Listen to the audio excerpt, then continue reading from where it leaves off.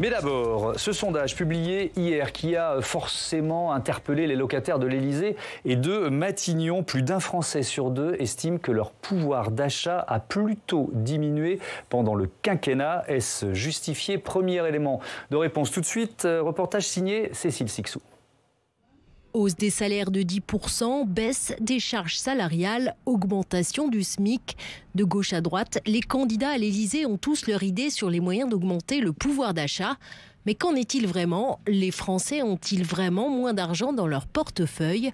Pour la sénatrice LR Sophie Primas, si ce n'est pas encore le cas, il y a des raisons de s'inquiéter, car toutes les dépenses courantes sont dans le rouge. Le coût de l'énergie qu'on nous annonce étant galopant. J'ai une petite inquiétude sur l'inflation sur les produits alimentaires. Nous avons également le prix du logement. On voit bien que des décisions, par exemple, comme l'annonce généralisée de l'encadrement des loyers, eh bien, elle fait que les investisseurs ont des rentabilités sur le logement qui vont baisser. Le sénateur socialiste David Assouline estime, lui, que les retraités ont effectivement perdu du pouvoir d'achat et qu'il existe chez le reste des Français un sentiment très fort de déclassement social. Là, les parents souvent pensent que leurs enfants ne pourront pas faire aussi bien qu'eux et eux-mêmes ont le sentiment de descendre au long de leur vie au lieu de monter socialement. Et ça se caractérise particulièrement par le pouvoir d'achat. Pour Pascal Salvoldelli, sénateur communiste du Val-de-Marne, il y a urgence. Avec 10 millions de Français qui vivent en dessous du seuil de pauvreté, il estime qu'il ne faut pas attendre les présidentielles pour mettre le sujet sur la table. Il faut dès maintenant avoir, et notamment pour ce qui concerne le Parlement, une loi de finances à la hauteur et des décisions qui sont prises. Les pouvoirs publics ont du pouvoir sur la question de l'augmentation ou pas de l'eau, de l'électricité, du gaz. Vous voyez, par exemple. Aujourd'hui, 6 Français sur 10 estiment que leur pouvoir d'achat a baissé avec Emmanuel Macron.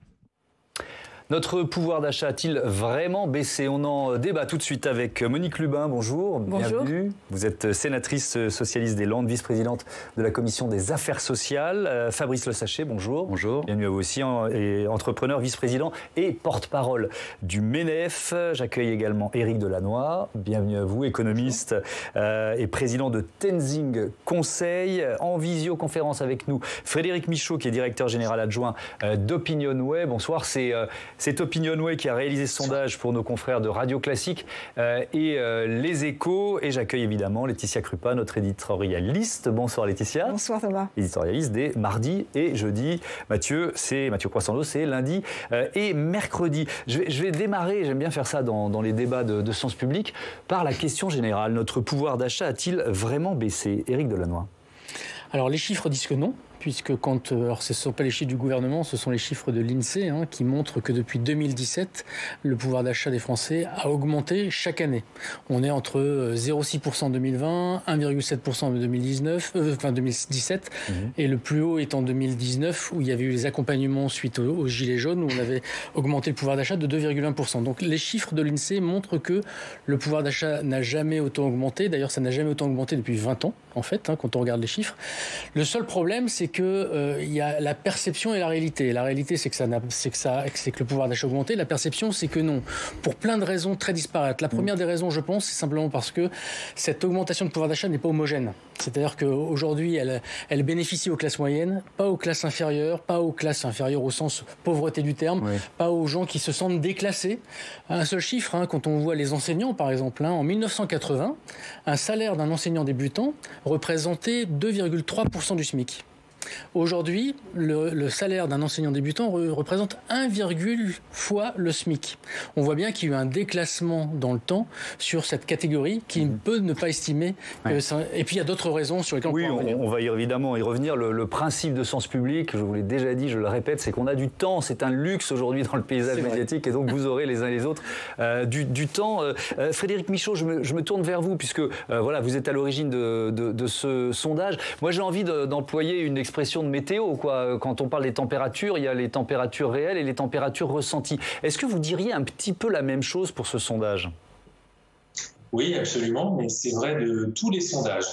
Il y a ce qui vient d'être dit par votre intervenant en plateau, c'est-à-dire la différence entre la perception et la réalité. Et dans notre métier, nous savons pertinemment qu'il peut y avoir des décalages qui sont d'ailleurs souvent très significatifs, comme c'est le cas ici. Et puis, il y a aussi la limite de tout sondage, qui est à la fois la limite du déclaratif. On ne nous dit que ce qu'on veut nous dire. Et puis, il faut toujours contextualiser un sondage. Et là, nous sommes dans un contexte qui est très particulier, un contexte de pré-campagne électorale. Donc, on commence à voir les préférences idéologiques s'exacerber, s'aiguiser. On voit bien dans l'étude des clivages selon la sympathie partisane. Pour le dire rapidement, il y a seulement les sympathisants d'Emmanuel Macron qui constatent une amélioration du pouvoir d'achat. Et puis plus généralement, nous sommes encore dans un contexte qui a été très morose, évidemment au plan sanitaire, mais aussi au plan économique.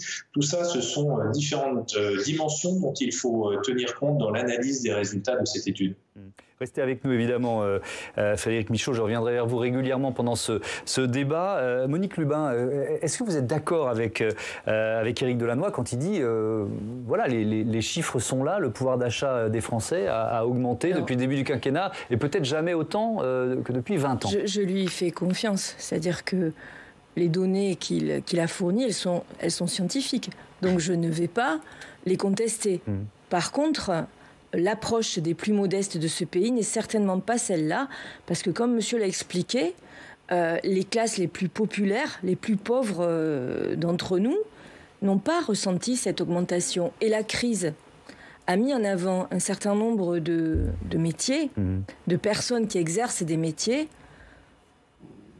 La crise les a mis au grand jour, tout le monde sait maintenant. On parlait de celles et ceux qui étaient en première ligne. C'est ça. Tout le monde sait maintenant que ce sont des métiers qui sont extrêmement mal payés. Et je pense que ces situations-là sont bien maintenant présentes à l'esprit des Français. Et il me semble que c'est pour ces raisons-là que les Français, en règle générale, considèrent que le pouvoir d'achat n'a pas augmenté parce que les professions les plus pauvres et les professions les plus impliquées, j'ai envie de dire, celles qui sont sur le terrain au quotidien, dont on a besoin tous les jours et dont on parle très peu, sont eux des gens mal payés. Ouais, alors on va parler évidemment à un moment, ce sera un des sous-thèmes de ce débat, de la question de l'augmentation des salaires, mais Fabrice Le Sachet, peut-être sur ce que vient de dire Monique Lubin, moi, effectivement les premières lignes, on s'est tous collectivement dit qu'il va falloir faire quelque chose. Et puis là, pour l'instant, il ne se passe pas grand-chose pour ceux qui étaient en première ligne. Non, mais peut-être revenir sur le pouvoir d'achat. Il y a quand même une problématique structurelle de dépenses préengagées. On voit que pour les personnes les plus précaires, ces dépenses préengagées obèrent le pouvoir d'achat. Ça veut dire quoi, les dépenses? Les factures d'électricité, les factures de téléphonie mobile, le prix de l'immobilier. Les dépenses pour lesquelles vous n'avez pas d'arbitrage possible parce qu'en début de mois ou en fin de mois, vous êtes sûr de devoir les payer. Et donc on voit que la partie disponible en capacité d'être arbitrée pour des loisirs diminue. Et ça pose un problème pour une partie de la population.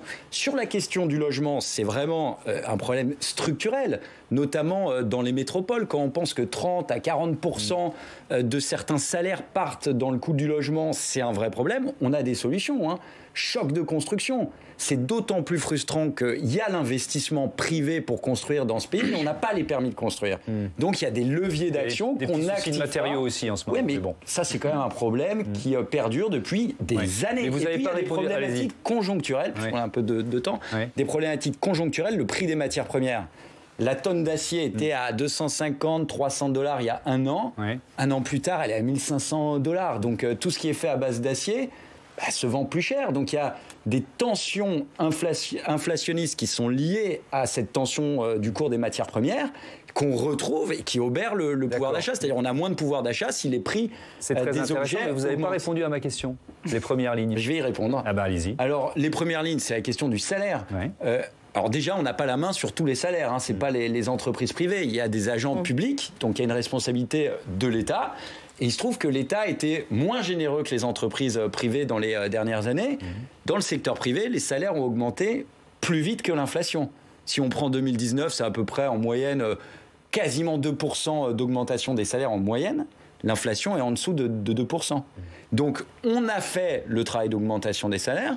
Ensuite, sur les salaires, on ne peut pas avoir un raisonnement national depuis Paris. Vous avez des entreprises qui sont soumises à la concurrence internationale, d'autres pas. Vous avez des entreprises pour lesquelles ça se passe bien, d'autres pas. Un hôtel, même dans un même secteur, un hôtel 2-3 étoiles à Paris avec un taux d'occupation de 20-30%, aujourd'hui, il ne peut pas augmenter les salaires. Un hôtel qui est sur le littoral, qui a fait une super saison, peut-être que lui, il peut augmenter les salaires. Et tout donc n'est vous pas dites attention aux mesures nationales, aux mesures générales. Je vous donnerai évidemment la parole tout à l'heure. Laetitia Krupa, je reviens sur finalement ce qui est au cœur de ce sondage. Ça nous ramène les uns et les autres au bilan de la politique d'Emmanuel Macron et à son image. Emmanuel Macron, président des riches. Moi, j'ai l'impression que c'est presque une espèce de tâche originelle, difficile à... Oui, sparadrap, on peut dire ça. Sparadrap du capitaine Haddock, qui colle à la peau du président. Oui, c'est une image qui est quasiment impossible à décoller. C'est-à-dire que quand vous arrivez à l'Élysée et que vous avez tout de suite cette image qui est partagée par le plus grand nombre, par la majorité, par les médias, bien sûr, les premiers véhicules, et ensuite par la population, il est très difficile de la décoller. Mais est-ce qu'elle est injuste, cette image ? Il est arrivé, il a pris 2 mesures qui restent encore une fois symboliques de son quinquennat. Je ne dis pas si c'est à tort ou à raison. C'était la suppression de l'ISF et moins 5 € dans les APL pour les étudiants. Vous comprenez bien que ces 2 mesures prises en même temps donnaient un signal absolument fondamental à son quinquennat. Il a beau ensuite proposer à la suite de la crise des Gilets jaunes 17 milliards d'euros, coup de pouce au pouvoir d'achat. Aucune classe moyenne concernée par ce coup de pouce n'en a pris, en tout cas, conscience, quoi. C'est-à-dire ça n'a pas été vraiment ressenti. Et la vérifie. Et en tout cas, on parle dans les sondages ou dans les enquêtes ou dans les interviews. Personne ne parle de ces 17 milliards. Et Emmanuel Macron, finalement, est resté ce président des riches, quoi qu'il arrive. Mais ça veut dire quoi ? Ça veut dire qu'il s'en moque de cette image, ou alors il a essayé quand même cette tâche dont je parlais là de l'effacer ? Alors, ce qui est intéressant avec Emmanuel Macron, c'est que en in, c'est-à-dire qu'officiellement, il vous dit qu'il n'en peut plus de cette image et qu'elle est injuste et que lui veut le bien de la nation. Simplement, quand on regarde un peu dans le détail et qu'on laisse traîner une oreille, dans son déplacement dans le Lot en juin dernier, vous savez, le début de son Tour de France, il a dit « On m'a dit président des riches, je m'en fous ». Avec un argument qui est le même qu'en 2017, on pourrait taxer les gros, très bien, mais si on taxe les gros, un salaire, ils se cassent. Donc vous comprenez bien que c'est exactement la même logique 5 ans plus tard.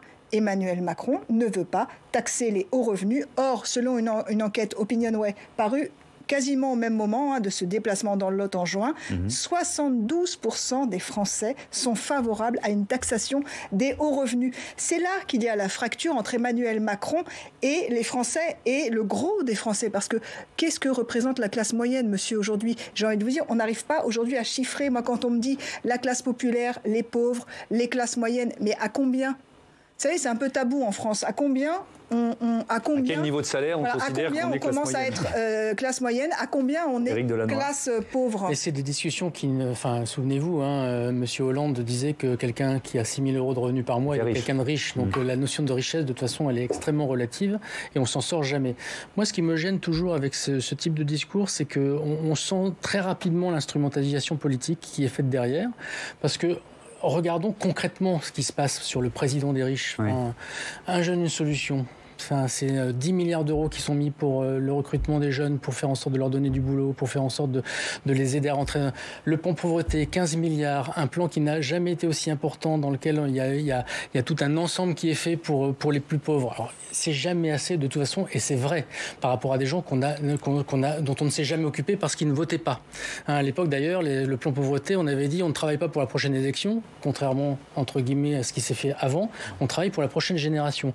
Et on pourrait le reste à charge zéro, ça n'a jamais été fait. Je veux dire, aujourd'hui, il y a des gens qui n'allaient pas chez le médecin parce qu'ils ne pouvaient pas se payer le reste à charge pour l'audition, pour un ensemble de soins basiques. Il y a un reste à charge. Et je pourrais multiplier, moi qui suis dans l'économie sociale et solidaire, je vois également tout ce qui a été fait pour les associations.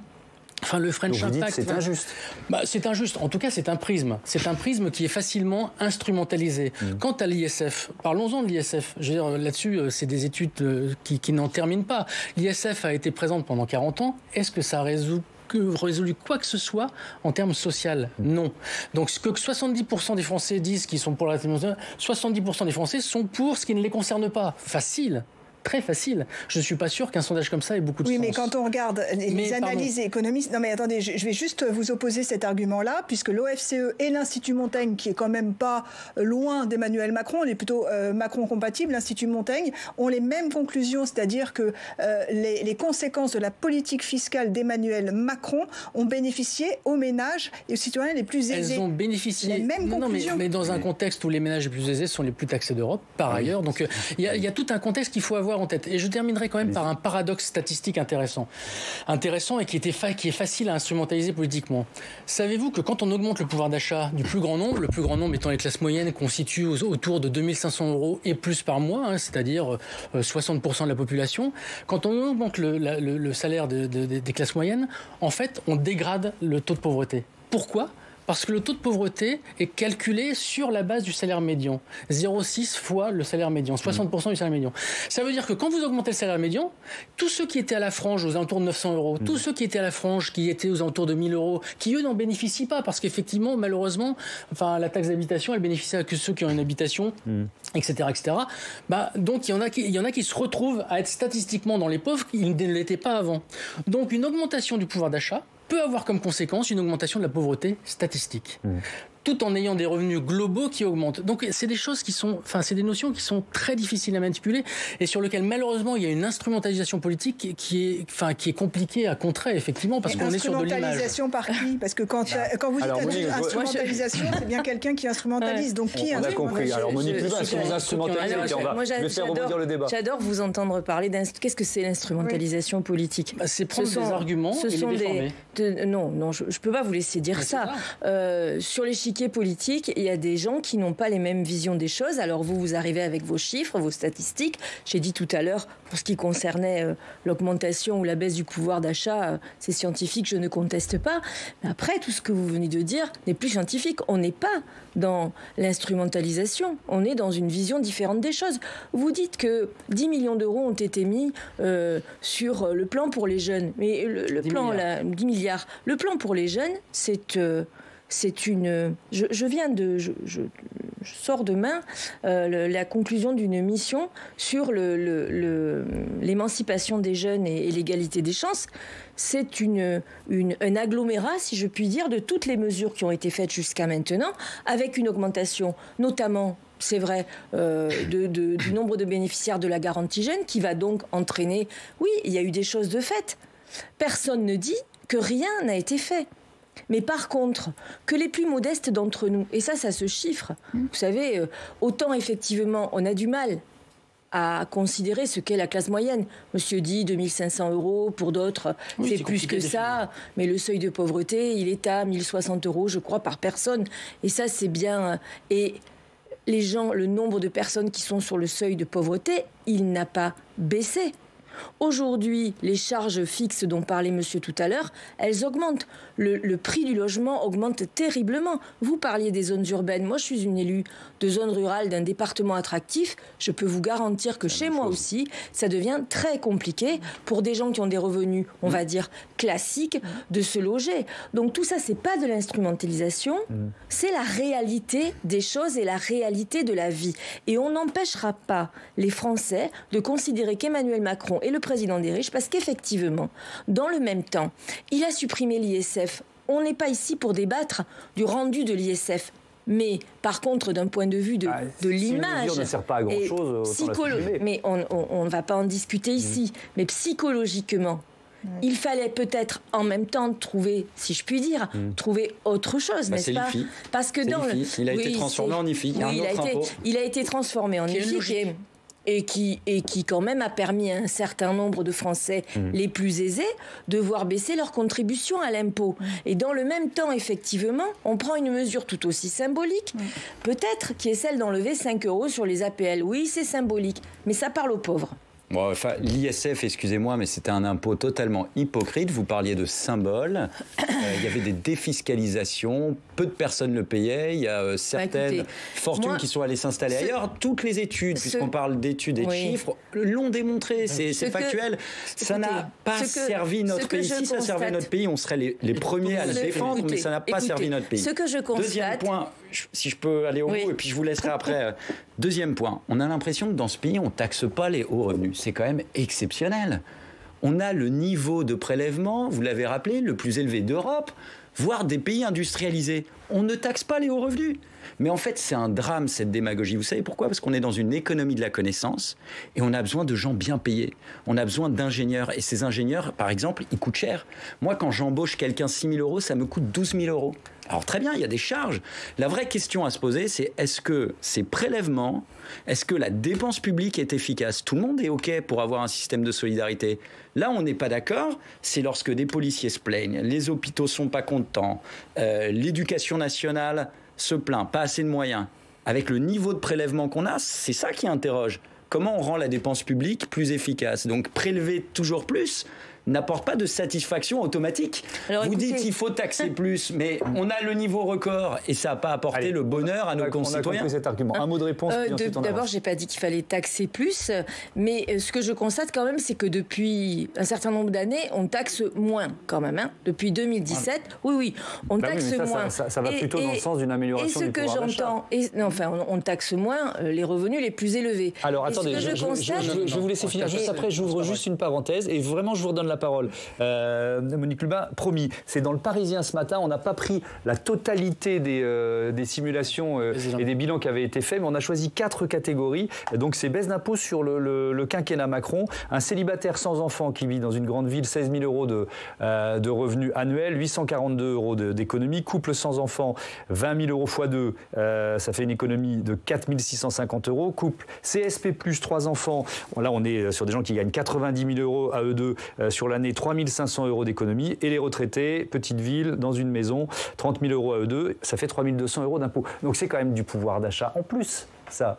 Oui, je réfléchis, c'est bizarre, moi j'ai pas vu mes impôts baisser. Pourtant, j'ai pas vu mes revenus augmenter. Il y a tout, il y a la taxe d'habitation, il y a...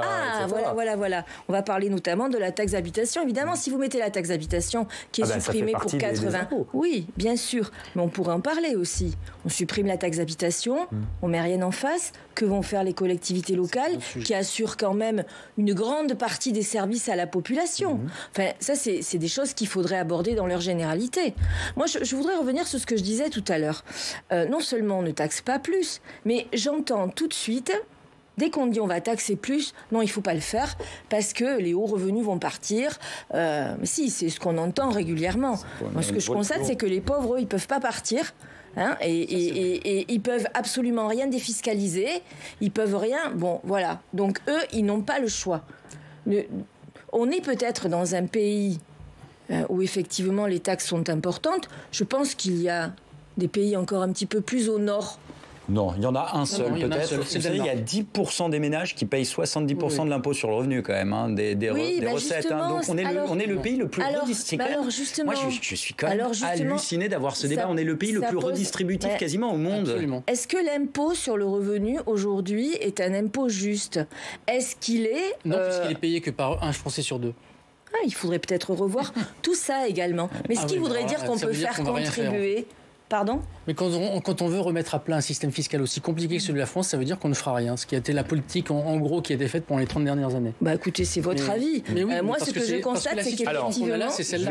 Je vais revenir sur la question du pouvoir d'achat et me retourner, j'espère que Frédéric Michaud, le directeur général adjoint d'Opinionway, est toujours avec nous en visioconférence. Frédéric Michaud, peut-être revenons au cœur de votre sondage sur... vous avez interrogé évidemment votre panel représentatif sur l'impact d'Emmanuel Macron sur le pouvoir d'achat et on parlait des classes moyennes, des classes plus aisées, etc. Qu'est-ce qu'il en ressort ?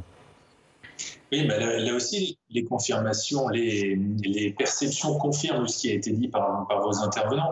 Quand on interroge les Français sur les différentes catégories de la population pour lesquelles les différentes actions économiques qui ont été conduites par le gouvernement au cours des 5 dernières années, en leur demandant si ces actions ont eu un impact positif, négatif ou pas d'impact sur leur pouvoir d'achat, il y a une seule catégorie pour laquelle les Français jugent que l'action économique du gouvernement a été plutôt positive, ce sont les catégories aisées. En revanche, en ce qui concerne les catégories populaires et encore plus les catégories moyennes, l'action économique du gouvernement sur le pouvoir d'achat de ces catégories est jugée plutôt négativement. En tout cas, dans les perceptions, les Français nous disent que l'impact des différentes mesures qui ont été prises a été négatif sur le pouvoir d'achat de ces catégories. Si on regarde maintenant peut-être le bilan économique d'Emmanuel Macron dans son intégralité, ben là aussi, on parlait tout à l'heure de paradoxe statistique, il y a quelque chose qui est très intéressant. Ce bilan, d'une manière générale, il est perçu de manière très négative. 58% de la population nous dit que le bilan d'Emmanuel Macron en matière économique, et je rappelle qu'il a été ministre de l'économie, que l'économie, c'est son domaine d'expertise, nous dit que son bilan dans ce secteur est négatif. C'est beaucoup moins que François Hollande à la même époque, que Nicolas Sarkozy à la même époque, mais c'est tout de même 6 Français sur 2 qui nous disent que ce bilan globalement est négatif. Mais quand nous regardons mesure par mesure, quand nous testons mesure par mesure et que nous demandons aux Français si chacune de ces mesures est une bonne ou une mauvaise chose, la plupart de ces mesures sont bien jugées. C'est le cas, par exemple, évidemment, pour les aides aux entreprises pendant la période du Covid. 87% des Français nous disent que c'est une bonne chose. Vous voyez, c'est unanime. Même chose pour la suppression de la taxe d'habitation. 80% jugent que c'est une bonne chose. Le prélèvement à la source de l'impôt sur le revenu, c'est une bonne chose pour 80% des Français. Même, et c'est une mesure qui est très clivante, la réforme de l'assurance chômage. 58% des Français nous disent que c'est une bonne chose. Il y a une seule mesure qui est jugée comme une mauvaise chose par 68% des Français, la suppression de l'impôt sur la fortune. Ok, bon, merci pour ces détails. C'était effectivement passionnant. Moi, ce que je retiens quand même, c'est effectivement ce chiffre sur les mesures d'aide. J'ai un peu le sentiment que c'est comme si on avait oublié globalement ce que ce gouvernement a fait pour le secteur économique en général. Alors, je vais donner la parole, tiens, pour quelques secondes, au ministre de l'économie, Bruno Le Maire, parce que voilà, il faut bien que les membres du gouvernement eux-mêmes rappellent cette action. Écoutez-le. Depuis 2017, ça a été le fil rouge de notre politique économique. Nous avons fait en sorte que les salaires les plus modestes touchent davantage à la fin du mois pour que le travail paye. C'est la prime d'activité, c'est la défiscalisation des heures supplémentaires, c'est les suppressions de charges sociales. Au total, c'est 170 € de plus par mois au niveau du SMIC que l'État a rajouté. Fabrice Le Sachet, j'ai entendu beaucoup de personnes dire attention, il va y avoir une vague de faillite. Moi-même, ça m'est arrivé d'employer l'image d'une espèce de vague qui était gelée et qui allait se déverser sur le pays quand les mesures d'aide allaient s'interrompre. Elle n'a pas eu lieu, cette vague de faillite. Oui, mais enfin, au MEDEF, on n'en a jamais parlé. Hein. Oui. Le président Geoffroy Roux de Bézieux n'a jamais dit qu'il y aurait une vague de faillite. Il avait d'ailleurs dit, quand on parlait d'1 million de chômeurs en plus, que ce n'était pas du tout les retours qu'on avait du terrain, puisque nous, on ne fait pas de l'économie PowerPoint. Hein. On a les retours de tous les départements de France, des entreprises en direct. Et le gouvernement a agi très rapidement. Mais tout ça, ça a eu un impact évident sur le pouvoir d'achat des Français. Alors, sur le pouvoir d'achat, en tout cas, on a protégé les salariés. Oui. Puisque l'activité partielle, ça a permis de protéger le pouvoir d'achat, bien évidemment. Et on n'a pas augmenté les salaires pendant cette période, mais on a protégé l'existant. On a protégé l'outil industriel. Ça a permis de redémarrer très vite. Hein. Là, l'économie a redémarré extrêmement rapidement. Et donc, il y a eu ces actions qui ont permis de geler ou de mettre sous cloche l'économie. Maintenant, c'est les négociations salariales qui se passent tous les ans. Il y a eu aussi des primes, je le rappelle, puisqu'il y a eu plusieurs fois des primes défiscalisées. Donc ça a permis aussi de soutenir, vous parliez des travailleurs dits de la première ligne. Il y a eu des choses qui ont été faites dans la grande distribution. Il y a certains groupes qui ont distribué des primes, qui ont donné des primes lorsqu'ils le pouvaient. Mais d'une façon plus structurée, les négociations, elles ont lieu chaque année dans les entreprises. Et là, il y a des augmentations de salaire, surtout dans les secteurs où il y a des pénuries de main-d'œuvre. Vous savez, les chauffeurs routiers, il y a des augmentations de 5 à 8% par an, des inflations qui posent vraiment problème pour des entreprises qui ont des marges très faibles. Mais si on veut augmenter les salaires, il faut aussi avoir une logique globale. Est-ce que dans les appels d'offres publics ou privés, lorsque, je ne sais pas, ici au Sénat, vous recrutez une société de gardiennage ou de nettoyage, vous choisissez cette société par rapport notamment au prix. Sur la note que vous attribuez pour sélectionner une société, je pense qu'il y a 80% de la note qui est liée au prix. Donc, si vous voulez qu'on augmente les salaires, il faut aussi avoir une logique globale et donc il y aura un impact sur le prix des produits. Quand McDonald's a augmenté le salaire minimum des salariés, le prix du burger, il a augmenté un mois après. Alors, je voudrais maintenant qu'on fasse un focus. Vous en avez parlé tout à l'heure sur la situation des jeunes et sur ce que Emmanuel Macron essaye de modifier pour la précarité et la situation économique des jeunes. C'est Samia Dechir qui va nous rejoindre tout de suite sur le plateau de Sens Public. Bonjour Samia, bienvenue. Il y a ce revenu d'engagement pour les jeunes. À quoi ça va ressembler ? Oui, bonsoir Thomas. En fait, on n'a pas encore vraiment tous les détails puisqu'ils ne seront dévoilés qu'en octobre.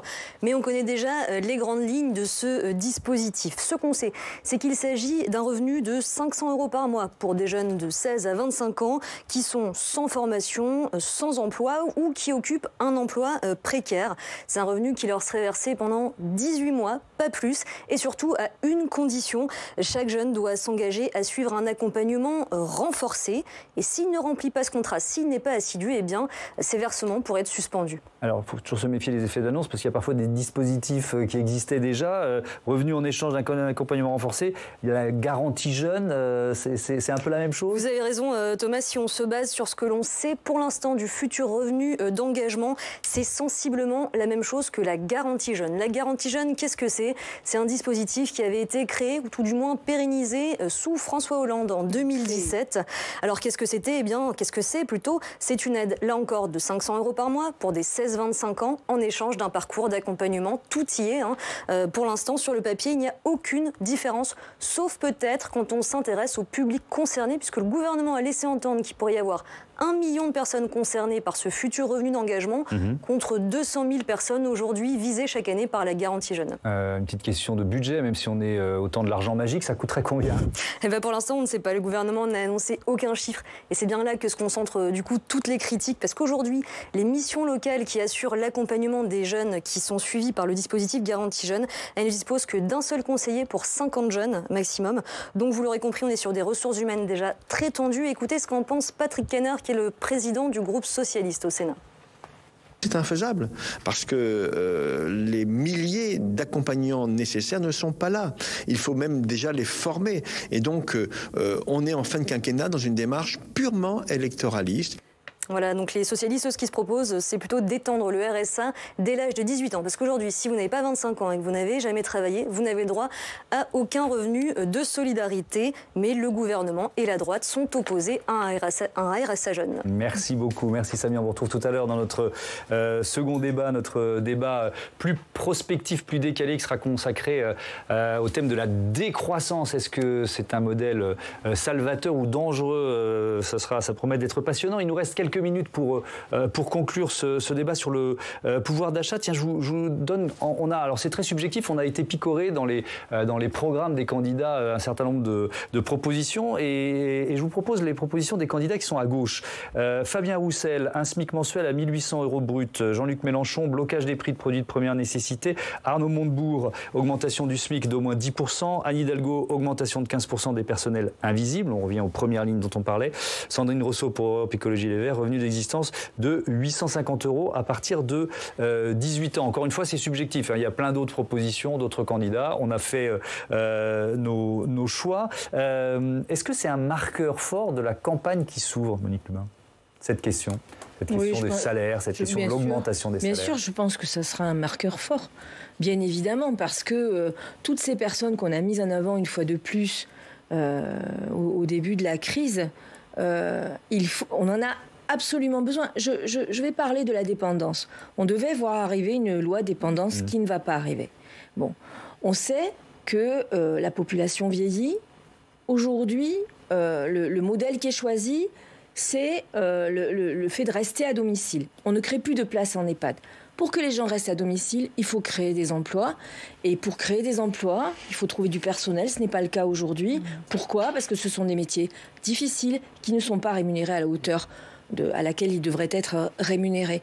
Donc, ces gens-là attendent beaucoup de nous, mais les Français, en règle générale, qui s'inquiètent à partir d'un certain moment pour leurs vieux jours et la façon dont ils vont vieillir chez eux, s'inquiètent aussi. Donc oui, ça sera... Et puis, tous ces salariés qui sont aujourd'hui au SMIC ou à peine un peu au-dessus du SMIC et qui voient rarement quand même leur pouvoir d'achat augmenter, parce que dès qu'ils ont une toute petite augmentation, et quand on est salarié dans le privé, dans une petite PME, on comprend bien que l'employeur ne puisse pas donner des augmentations chaque année très importantes. Dès qu'ils ont une petite augmentation de salaire, le prix du loyer augmente, le prix des crédits, la durée des crédits augmente, le prix des matières premières augmente, et donc le pouvoir d'achat, lui, il n'augmente finalement jamais. Ça m'intéresse de vous entendre, Fabrice Le Sachet, là-dessus, parce qu'on est dans une période, il y a ce paradoxe que personne ne peut comprendre d'entreprises qui veulent embaucher, et qui n'arrivent pas à trouver du personnel, et d'un niveau de chômage qui reste très élevé. Est-ce que c'est lié uniquement à la question des salaires ? Est-ce que les métiers en tension sont en tension parce que